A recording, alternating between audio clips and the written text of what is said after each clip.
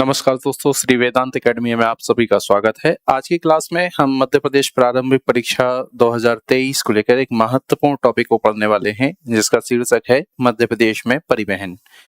मध्य प्रदेश में परिवहन परीक्षा के दृष्टिकोण से एक बहुत महत्वपूर्ण टॉपिक माना जाता है और अगर आप प्रीवियस ईयर के प्रश्न पत्रों को देखेंगे तो लगभग 2 से 3 क्वेश्चन इस टॉपिक से पूछे जाते हैं। हालांकि ज्यादातर क्वेश्चन जो पूछे जाते हैं वो राष्ट्रीय राजमार्गों को लेकर पूछे जाते हैं, लेकिन दूसरे विषय भी इसमें शामिल होते हैं जिनको लेकर कभी-कभी क्वेश्चन पूछे जाते हैं। तो तैयारी के दृष्टिकोण से ये आपके लिए बहुत महत्वपूर्ण हो जाता है कि आप इस टॉपिक को ठीक तरीके से पढ़ लीजिए। मध्य प्रदेश में परिवहन, ध्यान रखना कि मेहनत करना और स्मार्ट तरीके से मेहनत करना, इन दोनों चीजों में फर्क होता है। जब आप राष्ट्रीय राजमार्ग वगैरह पढ़ते हैं या फिर राज्य राजमार्ग पढ़ते हैं या फिर अन्य किसी भी प्रकार के परिवहन को या लिस्ट को पढ़ते हैं तो उसमें आपको सभी चीजें पढ़नी पड़ती हैं या फिर कुछ चीजें पढ़नी पड़ती हैं। कुछ चीजों में हमें कौन सी ऐसी चीजें पढ़नी चाहिए जिनको पढ़ने के बाद हमारे जितने भी क्वेश्चन हैं वो सभी सॉल्व हो जाएं। तो विशेष बात यह है कि ये आपको पता केवल तब चल पाता है जब आप प्रीवियस ईयर के प्रश्न पत्रों का विश्लेषण करते हैं। तो हम ऐसे ही आज की क्लास में कुछ चीजों को समझेंगे जिसके माध्यम से आप स्मार्ट तरीके से पढ़ाई कर पाएंगे, तो आपका जो समय है वो बच जाएगा और आप वो समय किसी दूसरी चीज में लगा भी सकते हो। तो परिवहन कहने का मतलब होता है कि किसी व्यक्ति को एक स्थान से दूसरे स्थान पर जाने के लिए जिन साधनों का उपयोग करना पड़ता है उनको परिवहन के साधन के रूप में कहा जाता है। परिवहन कहने का मतलब है एक स्थान से दूसरे स्थान तक जाना। ये किसी व्यक्ति का भी हो सकता है और वस्तुओं का भी हो सकता है। व्यक्तियों को एक स्थान से दूसरे स्थान तक ले जाने या फिर वस्तुओं को एक स्थान से दूसरे स्थान तक ले जाने के लिए जिन साधनों का यूज किया जाता है उनको आप परिवहन के साधन के तौर पर जानते हैं। मध्य प्रदेश परिवहन के दृष्टिकोण से एक महत्वपूर्ण राज्य माना जाता है और अगर ओवरऑल परिवहन की आप बात करें, कुल परिवहन की अगर आप बात करें तो परिवहन के दृष्टिकोण से मध्य प्रदेश का स्थान देश में 6वां माना जाता है। परिवहन के माध्यम से जो भी कमाई होती है उसमें सकल मूल्यवर्धन के हिसाब से अगर आप देखें, सकल मूल्यवर्धन जीवीए इसको कहा जाता है और राज्य में अगर है तो एसजीवीए कहा जाएगा। तो इसका योगदान जो प्रचलित प्राइस है, करंट प्राइस है, उसमें 2.67% के आसपास माना जाता है इसका योगदान। तो प्रचलित दरों पर सकल मूल्यवर्धन, राज्य सकल मूल्यवर्धन में परिवहन का जो योगदान है वो 2.67 माना जाता है। मध्य प्रदेश में परिवहन के साधन अगर आप देखेंगे तो ये मुख्य रूप से 3 आपको मिलेंगे। उन साधनों में एक आपका आ जाता है सड़क परिवहन। इसमें पहला आएगा आपका सड़क परिवहन। दूसरा आता है आपका रेल परिवहन और तीसरा इसमें आता है आपका वायु मार्ग परिवहन।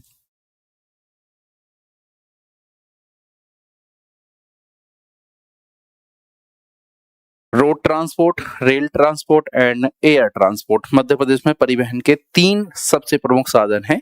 उसमें जो सबसे ज्यादा योगदान माना जाता है वो सड़क परिवहन का माना जाता है।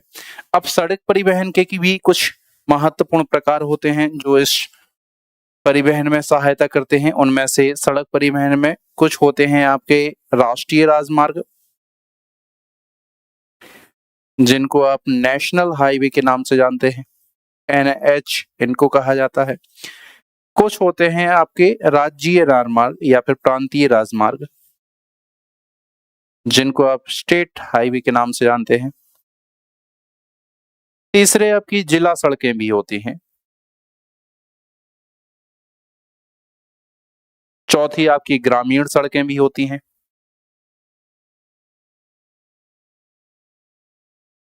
और 5वीं आपके एक्सप्रेस वे होते हैं।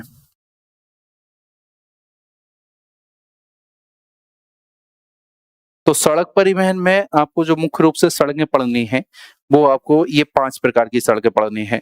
इनमें जो सबसे ज्यादा महत्वपूर्ण है वो राष्ट्रीय राजमार्ग वाला है, क्योंकि सबसे ज्यादा क्वेश्चन इसी टॉपिक से पूछे जाते हैं। दूसरा आपका क्वेश्चन अभी प्रेजेंट टाइम में एक्सप्रेस वे से भी पूछे जा रहे हैं, तो सड़क परिवहन में भी हमें ज्यादातर फोकस करना पड़ता है राष्ट्रीय राजमार्गों को और एक्सप्रेस वे को लेकर। तो इनके बारे में हम एक एक करके देख लेते हैं और एक एक करके इनके बारे में हम समझ भी लेते हैं कि आखिरकार कौन कौन से राष्ट्रीय राजमार्ग मध्य प्रदेश में से गुजरते हैं और उनसे संबंधित प्रश्न अभी तक क्या क्या बने हुए हैं। ये भी हम समझ लेते हैं कि सभी राष्ट्रीय राजमार्ग हमें पढ़ना है या फिर उनमें से केवल उनको पढ़ना है जो परीक्षा में पूछे जाते हैं, अक्सर पूछे जाते हैं। तो पहली हेडिंग इसमें आप बना लीजिए राष्ट्रीय राजमार्ग।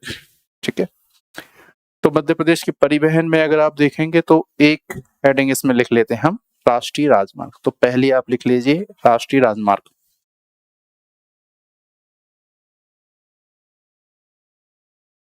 मध्य प्रदेश में राष्ट्रीय राजमार्ग,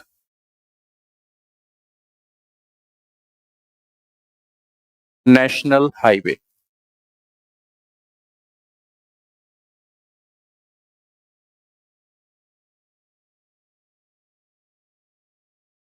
मध्य प्रदेश में अगर आप बात करें तो 2023 करंट के डेटा को ले लीजिए। तो 2023 में अगर आप देखेंगे तो मध्य प्रदेश में से कुल 43 नेशनल हाईवे गुजरते हैं, जिनकी कुल लंबाई 8,858 किलोमीटर है। भारत में जो कुल राष्ट्रीय राजमार्ग हैं उनकी लंबाई का लगभग 6.5% के आसपास मध्य प्रदेश में होता है। तो राष्ट्रीय राजमार्गों की कुल लंबाई अगर आप देखेंगे तो 2023 तक 8,858 किलोमीटर है और टोटल 43 नेशनल हाईवे मध्य प्रदेश में से अभी गुजरते हैं। भारत के जितने भी कुल राष्ट्रीय राजमार्गों की लंबाई है उनका लगभग 6.5% मध्य प्रदेश में रहता है। राष्ट्रीय राजमार्ग ऐसे राजमार्गों को कहा जाता है जो देश के महत्वपूर्ण भागों को आपस में जोड़ते हैं। इनके निर्माण और रखरखाव की जिम्मेदारी जो होती है वो भारत सरकार के ऊपर होती है। जो संस्था मानी जाती है इनके निर्माण और रखरखाव के लिए उसको NHAI के नाम से जाना जाता है। उसको कहा जाता है नेशनल हाईवे अथॉरिटी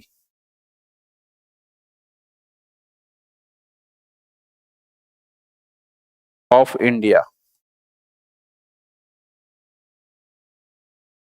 भारतीय राष्ट्रीय राजमार्ग प्राधिकरण एक अधिनियम बना था NHAI एक्ट 1988 में। उस एक्ट के अंतर्गत 1995 में इस संस्था की निर्माण किया गया था। नई दिल्ली में इसका हेड ऑफिस है और राष्ट्रीय राजमार्ग जो रहे उनके निर्माण और रखरखाव की वो पूरी जिम्मेदारी है वो NHAI की मानी जाती है। ये देश के महत्वपूर्ण शहरों को आपस में जोड़ते हैं। कुल परिवहन का लगभग 40% तक जो है वो NHAI के माध्यम से ही ढोया जाता है। तो मध्य प्रदेश में से जो 43 नेशनल हाईवे अभी प्रेजेंट टाइम में गुजर रहे हैं, इन 43 नेशनल हाईवे की लिस्ट आपको याद नहीं करनी है।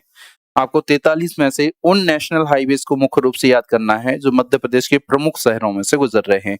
तो अधिकांश क्वेश्चन जो पूछे जाते हैं वो इसी बात को लेकर पूछे जाते हैं। तो मध्य प्रदेश के जो प्रमुख शहर हैं उन प्रमुख शहरों में से जो NH गुजर रहे हैं उनके बारे में आपको पढ़ना है। केवल कौन सा शहर किस नेशनल हाईवे के किनारे अवस्थित है या किस शहर से वो गुजर रहा है उसके बारे में आपको पढ़ना है। चलिए देखते हैं मध्य प्रदेश के प्रमुख नेशनल हाईवे कौन से हैं। लेकिन ये पढ़ने के पहले आप एक जनरल सी चीज मानिए कि अभी जो नया वर्गीकरण हुआ है NH का, नेशनल हाईवेज का, वो दो तरीके से किया है। तो NHAI ने क्या किया है, जो नेशनल हाईवेज हैं उन नेशनल हाईवेज को दो भागों में बांटा है।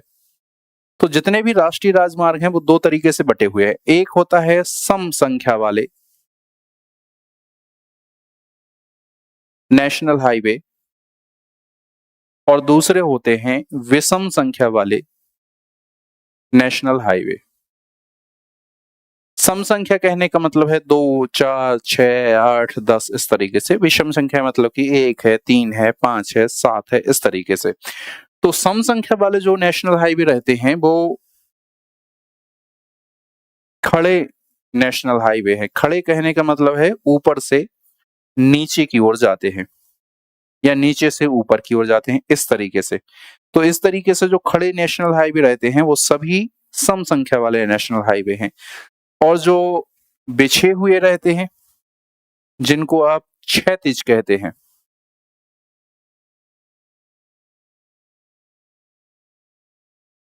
क्षैतिज, इस तरीके से बिछे हुए जो हैं या फिर क्षैतिज हैं, जो पूरब से पश्चिम की ओर जाते हैं, उन सभी नेशनल हाईवे की संख्या विषम रहती है। दूसरी बात आपको ये भी याद रखना है कि जो सम संख्या वाले नेशनल हाईवे हैं, जैसे जैसे आप पूरब से पश्चिम की ओर बढ़ते चले जाओगे, इनकी संख्या बढ़ेगी। संख्या बढ़ेगी कहने का मतलब ये होता है कि पूरब में सबसे छोटी संख्या वाला नेशनल हाईवे मिलेगा और पश्चिम में आपको सबसे बड़ी संख्या वाला, सम संख्या वाला नेशनल हाईवे मिलेगा। जैसे कि पूरब में आपको 2 नेशनल हाईवे मिल सकता है और पश्चिम में अगर आप जाओगे तो हो सकता है कि 100 संख्या वाला नेशनल हाईवे मिलेगा। तो इस बात को एक अंडरस्टैंडिंग के तौर पर है कि अगर आपको 2-4 इस तरीके से नेशनल हाईवे मिल रहे हैं तो समझ जाइए कि ये पूरब में अवस्थित होगा, और अगर बड़ी संख्या का कोई नेशनल हाईवे मिल रहा है तो आप समझ जाइए कि वो पश्चिम में होगा। तो जैसे जैसे आप पूरब से पश्चिम की ओर बढ़ोगे, नेशनल हाईवेज की जो संख्या है, नंबर्स हैं, वो बढ़ते चले जाएंगे। ठीक इसी तरीके से क्षैतिज में ऊपर जो है वो सबसे कम संख्या वाला नेशनल हाईवे मिलेगा और नीचे जो है वो सबसे ज्यादा संख्या वाला नेशनल हाईवे मिलेगा। तो क्षैतिज नेशनल हाईवे में या विषम संख्या वाले नेशनल हाईवे में जैसे आप ऊपर से नीचे जाते जाओगे, इनकी संख्या में वृद्धि होती जाएगी। जैसे कि जो नंबर 1 नेशनल हाईवे है वो आपको ऊपर मिलेगा और हो सकता है कि 99 वाला जो है वो सबसे नीचे आपको मिल जाए। तो जो बड़ी संख्या वाला नेशनल हाईवे विषम संख्या वाला होगा वो सबसे नीचे मिलेगा और जो सबसे कम विषम संख्या वाला नेशनल हाईवे होगा वो भारत में सबसे ऊपर आपको मिलेगा।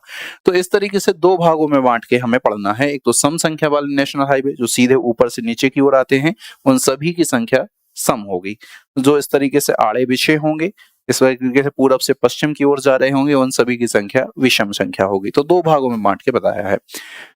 मध्य प्रदेश से गुजरने वाले प्रमुख नेशनल हाईवे को हम यहाँ पर दर्शा लेते हैं और देख लेते हैं कि मध्य प्रदेश से गुजरने वाले कौन कौन से नेशनल हाईवे हैं। ठीक है, सबसे पहला जो नेशनल हाईवे है हमें पढ़ना है वो है आपका 30। तो यहाँ पर देख लेते हैं। यहाँ पर एक शहर है जिसका नाम है मऊगंज।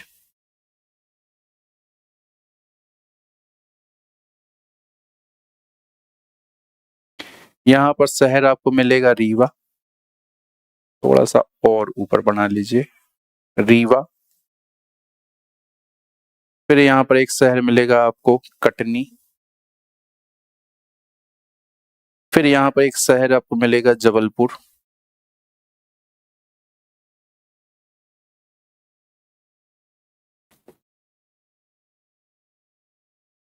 फिर यहाँ पर शहर मिलेगा आपको मंडला। फिर यहाँ पर शहर मिलेगा आपको चिल्पी, और चिल्पी है आपका बालाघाट में। अब देखिए नेशनल हाईवे इस तरीके से गुजरेगा। मऊगंज, मऊगंज के बाद रीवा, रीवा के बाद कटनी, कटनी के बाद जबलपुर, जबलपुर के बाद मंडला, मंडला के बाद चिल्पी, और ये बाहर निकल गया। मऊगंज, मऊगंज से रीवा, रीवा से कटनी, कटनी से जबलपुर, जबलपुर से मंडला और मंडला से चिल्पी होते हुए बाहर निकल गया। ये जो नेशनल हाईवे है इसका नाम है नेशनल हाईवे क्रमांक 30। राष्ट्रीय राजमार्ग क्रमांक 30 जो है वो इस तरीके से गुजर रहा है। एक बार शहरों के नाम आप इसमें विशेष तौर पर देख लीजिए। राष्ट्रीय राजमार्ग क्रमांक जो 30 है, इसकी मध्य प्रदेश में अगर कुल लंबाई देखेंगे तो इसकी कुल लंबाई लगभग 493 किलोमीटर के आसपास मानी जाती है। अब राष्ट्रीय राजमार्ग क्रमांक 30 जो है उसमें जो ध्यान रखने वाली बात है वो 2 चीजें हैं। एक तो आपको रीवा को याद रखना है और दूसरा आपको जबलपुर को याद रखना है। तो आपसे पूछा जा सकता है कि जबलपुर शहर से गुजरने वाले राष्ट्रीय राजमार्ग का नंबर क्या है। तो हो सकता है महानगरों को आपको विशेष तौर पर फोकस करना है, और महानगर चूंकि जबलपुर महानगर जो है वो राष्ट्रीय राजमार्ग क्रमांक 30 पर है, इसलिए हो सकता है कि NH30 के बारे में आपसे क्वेश्चन पूछा जाए परीक्षा में दृष्टिकोण से। ठीक है, तो ये है NH30। NH30 जो है वो 493 किलोमीटर लंबा है। मऊगंज, रीवा, कटनी, जबलपुर, मंडला, चिल्पी होते हुए ये बाहर निकल जाता है। दूसरा जो नेशनल हाईवे है वो नेशनल हाईवे आपको याद रखना है। यहाँ पर एक शहर है जिसका नाम है मुरैना।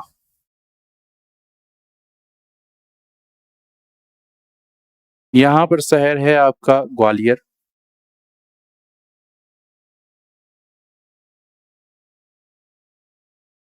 दतिया,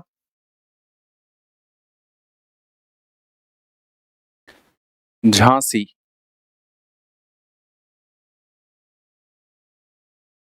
सागर,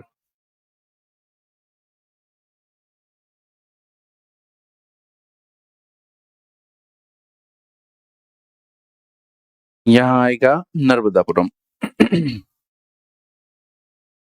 नहीं, नर्मदापुरम नहीं, तो नर्मदापुरम तो यहाँ पर है। सागर, सागर के नीचे यहाँ पर आ जाएगा नरसिंहपुर, और नीचे आ जाएगा आपका शिवनी।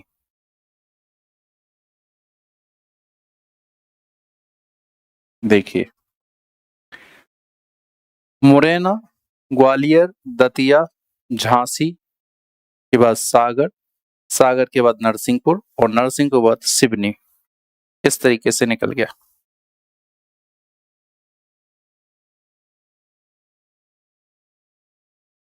एक बार फिर से देख लीजिए, मुरैना, ग्वालियर, झांसी, सागर, नरसिंहपुर, और उसके बाद वो बाहर की ओर निकल गया शिवनी से। इस राष्ट्रीय राजमार्ग की जो संख्या है वो है आपका NH 44, जो उत्तर दक्षिण गलियारा भी कहा जाता है, जो भारत का सबसे लंबा राष्ट्रीय राजमार्ग है। मध्य प्रदेश में NH 44 की जो कुल लंबाई है वो 571.9 किलोमीटर के आसपास मानी गई है। तो NH 44 जिस शहर से गुजरता है उन शहरों के आपको नाम विशेष तौर पर याद रखना है। इसमें से महत्वपूर्ण शहर एक तो आपको याद रखना है ग्वालियर, दूसरा आपको विशेष तौर पर इसमें याद रखना है सागर, और तीसरा अगर हो सके तो इसमें याद रख लीजिए नरसिंहपुर। वैसे महत्वपूर्ण रूप से ग्वालियर और सागर दो सबसे महत्वपूर्ण शहर हैं। राष्ट्रीय राजमार्ग क्रमांक जो 44 है उसको उत्तर दक्षिण गलियारा कहा जाता है, क्योंकि ये जम्मू कश्मीर से शुरू होकर कन्याकुमारी तक जाता है, तो वो पूरे भारत को ऊपर से नीचे तक जोड़ता है, इसलिए इसको उत्तर दक्षिण गलियारा भी कहा जाता है। उत्तर दक्षिण गलियारा मध्य प्रदेश के जिन शहरों से गुजरता है वो है मुरैना, ग्वालियर, दतिया, सागर, नरसिंहपुर और सिवनी। NH 44 और इसकी लंबाई लगभग 571 किलोमीटर के आसपास मध्य प्रदेश में मानी गई है। एक अगला महत्वपूर्ण जो राष्ट्रीय राजमार्ग है उसको इस तरीके से आप देखिए,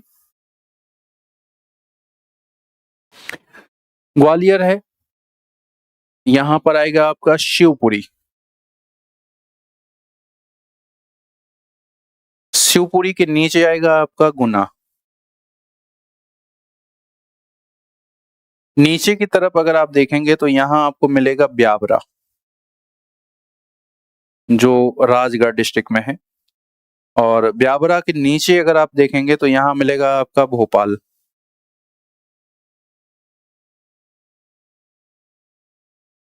भोपाल। यहां अगर आप देखेंगे तो यहां मिलेगा आपका ओबेदुल्लागंज रायसेन में, तो यहां मिल जाएगा आपका ओबेदुल्लागंज रायसेन, और नीचे की तरफ अगर आप आओगे तो ओबेदुल्लागंज, फिर यहाँ पर आपका है बैतूल।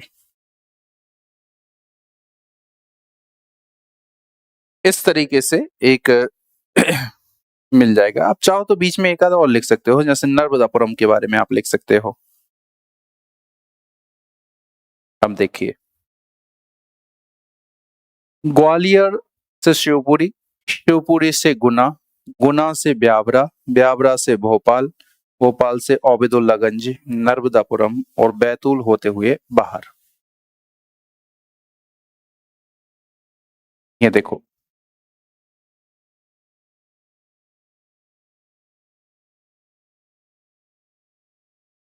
ग्वालियर, शिवपुरी, गुना, ब्यावरा, भोपाल, ओबेदुल्लागंज, नर्मदापुरम और बैतूल।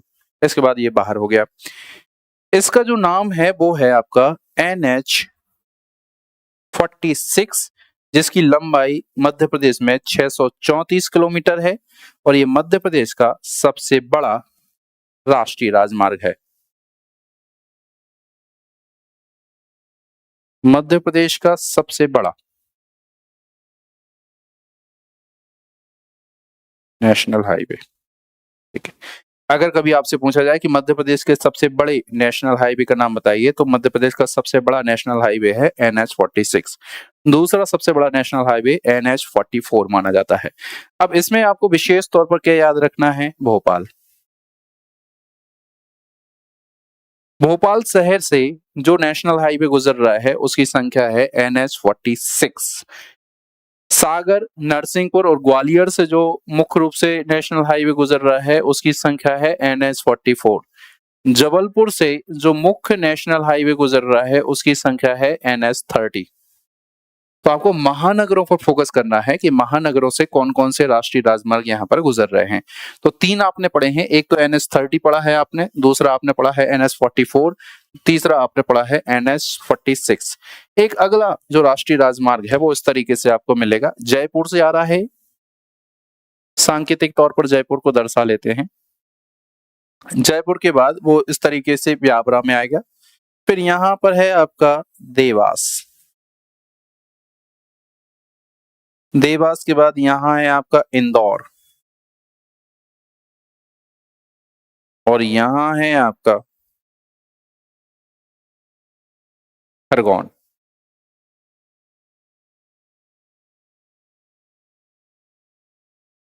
इस तरीके से जयपुर, ब्यावरा, देवास, इंदौर और खरगोन।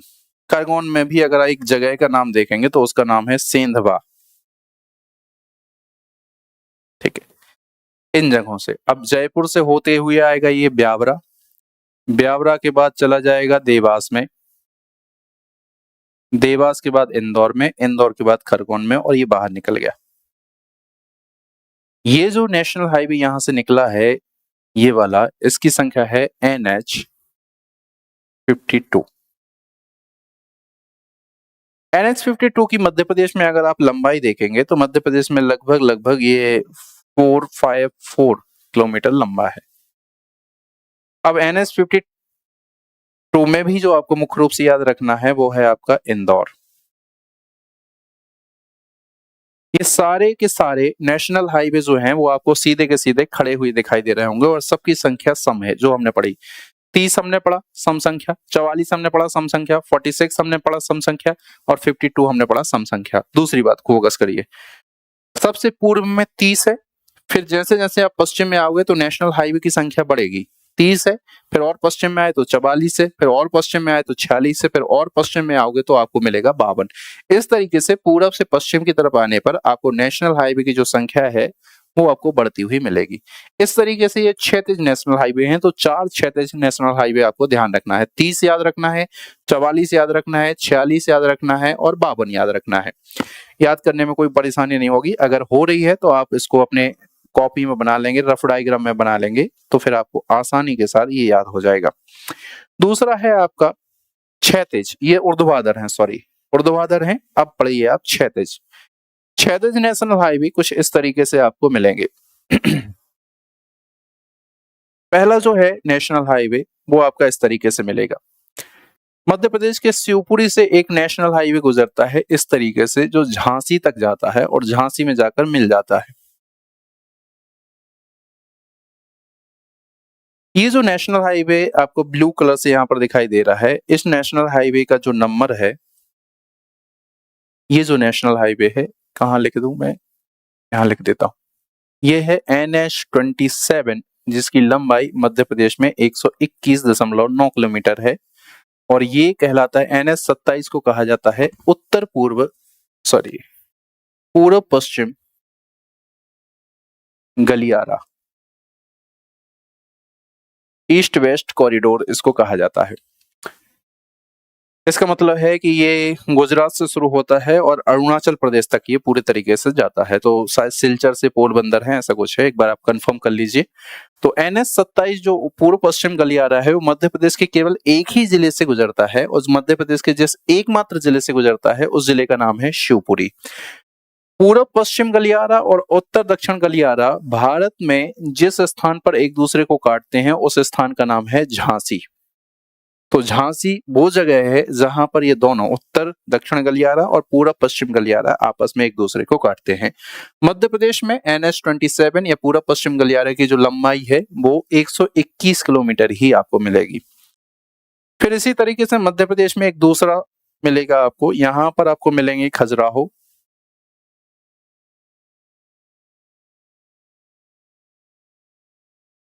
यहाँ पर आपको मिलेगा पन्ना, यहाँ मिलेगा आपको सतना, यहाँ मिला है रीवा, सीधी, सिंगरौली।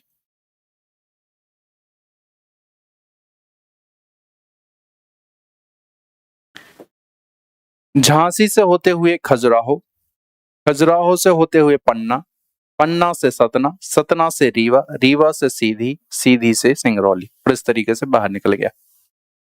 झांसी, खजुराहो, पन्ना, सतना, रीवा, सीधी और सिंगरौली होते हुए बाहर निकल गया नेशनल हाईवे। तो ये नेशनल हाईवे जो बाहर निकला है, इसकी जो संख्या है वो है नेशनल हाईवे क्रमांक 39, और नेशनल हाईवे क्रमांक 39 जो है, इसकी जो लंबाई है अप्रोक्सीमेट 392 किलोमीटर के आसपास है। अब आपसे पूछा जा सकता है कि खजुराहो से किस नेशनल हाईवे को गुजारा जाता है, या खजुराहो से कौन सा नेशनल हाईवे गुजरता है। खजुराहो एक महत्वपूर्ण शहर है, इसलिए हो सकता है आपसे खजुराहो के बारे में पूछा जाए।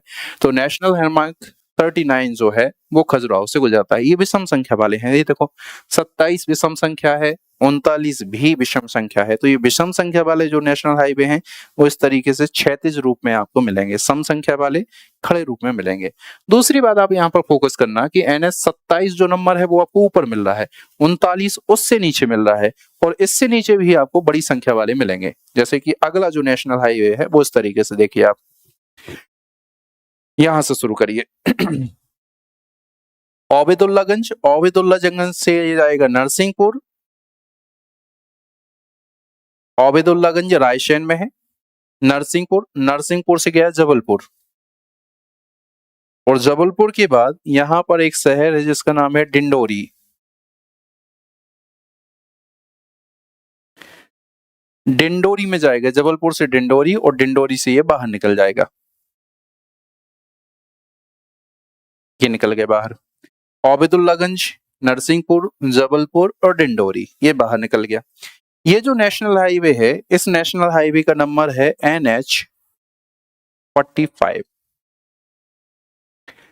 NH 45 मध्य प्रदेश के जबलपुर शहर से गुजरता है, ओबेदुल्लागंज से ये शुरू होता है, और इसकी लंबाई अगर आप देखेंगे तो मध्य प्रदेश में इसकी लंबाई 495 किलोमीटर के आसपास मानी जाती है।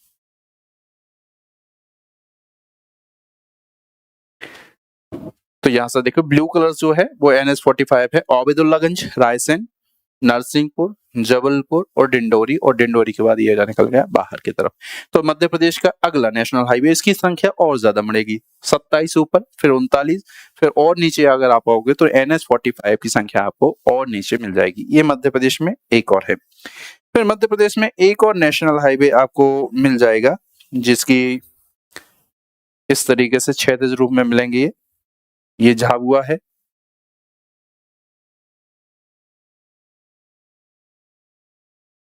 ठीक है। झाबुआ के बाद इंदौर में ही आएगा। इंदौर के बाद बैतूल से होते हुए बाहर निकलेगा। झाबुआ, इंदौर और बैतूल होते हुए बाहर।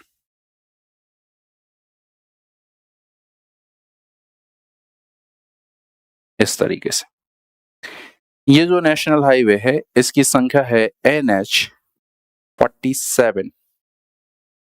राष्ट्रीय राजमार्ग क्रमांक 47 जो है वो गुजरात से आ रहा है, और मध्य प्रदेश में इस तरीके से इंदौर से गुजर रहा है, और इसकी जो लंबाई मानी जाती है वो 558 किलोमीटर है।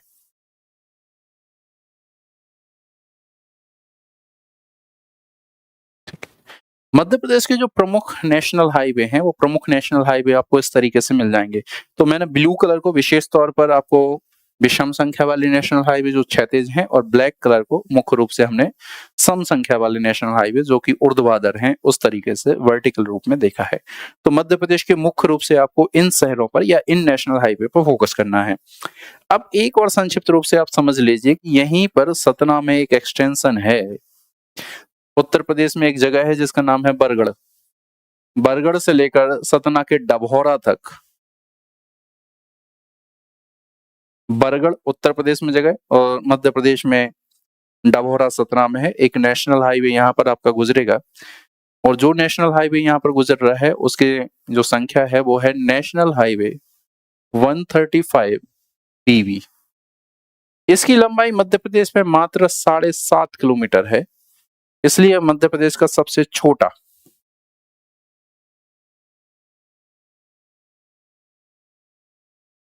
नेशनल हाईवे है। मध्य प्रदेश का सबसे बड़ा नेशनल हाईवे है NH46 और मध्य प्रदेश का सबसे छोटा नेशनल हाईवे है NH 135 BB जो सतना के डभौरा में है और इसकी लंबाई अगर आप देखेंगे तो मात्र 7.5 किलोमीटर मानी जाती है। जो सबसे बड़ा है वो NH46 आपको यहाँ पर देखने को मिलेगा। अब मध्य प्रदेश की ये प्रमुख नेशनल हाईवे हैं जिसको आपको इस तरीके से पढ़ना था। एक बार आप अपनी कॉपी में भी इन नेशनल हाईवे को अगर बनाओगे तो आसानी के साथ ये नेशनल हाईवे आपको मिल जाएंगे या फिर समझ में भी आ जाएंगे। अब अगर आपको क्विक रिवीजन कभी करना हो, आप चाहते हो कि जल्दी से हम इनको याद कर लें या आपके पास इतना टाइम नहीं है कि आप डायग्राम वगैरह देख सकें, तो आपको क्या करना चाहिए कि एक जगह लिख लीजिए ग्वालियर, फिर लिख लीजिए जबलपुर, फिर लिख लीजिए इंदौर, फिर लिख लीजिए भोपाल, फिर लिख लीजिए सागर, फिर लिख लीजिए रीवा। ये कुछ महत्वपूर्ण शहर हैं, इन शहरों के नाम लिख लीजिए। अब इन शहरों से मध्य प्रदेश के जो भी नेशनल हाईवे गुजरते हैं उन नेशनल हाईवे को देख लीजिए। जैसे कि ग्वालियर है, यहाँ देखो ग्वालियर से जो नेशनल हाईवे गुजर रहे हैं उनकी संख्या आप देख लीजिए। एक तो आपका NH44 भी गुजर रहा है और दूसरा आपका NH46 भी गुजर रहा है, तो यहाँ पर आप अलग से उस चीज को लिख लीजिए। ग्वालियर से NH44 और NH46 दोनों आपके गुजर रहे हैं। जबलपुर की जब बात आएगी तो जबलपुर से NH30 भी गुजरता है और NH45 भी गुजरता है। यहाँ देखिए ये जो आपका जबलपुर शहर है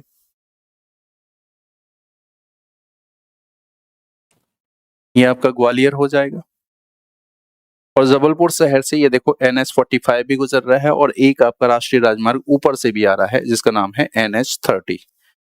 तो इस तरीके से ये देखिए ये NH30 है आपका।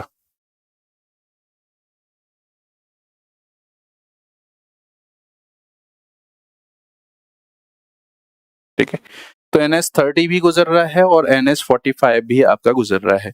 फिर आप इंदौर में अगर आप देखेंगे तो इंदौर शहर से भी आपको 2 राष्ट्रीय राजमार्ग यहाँ पर मिल जाएंगे। उनमें से एक राष्ट्रीय राजमार्ग इस तरीके से ऊपर से आया है, ठीक है, और एक राष्ट्रीय राजमार्ग अगर आप देखोगे तो इस तरीके से क्षैतिज रूप से गया है। जो क्षैतिज रूप से गया है इसका नाम है NH47 और जो ऊपर से आया है उसका नाम है NH52। तो अगर आप इंदौर में देखेंगे तो इंदौर में 2 राष्ट्रीय राजमार्ग आपको गुजरते हुए दिखाई देंगे। एक तो आपको मिलेगा NH52 और दूसरा मिलेगा NH47।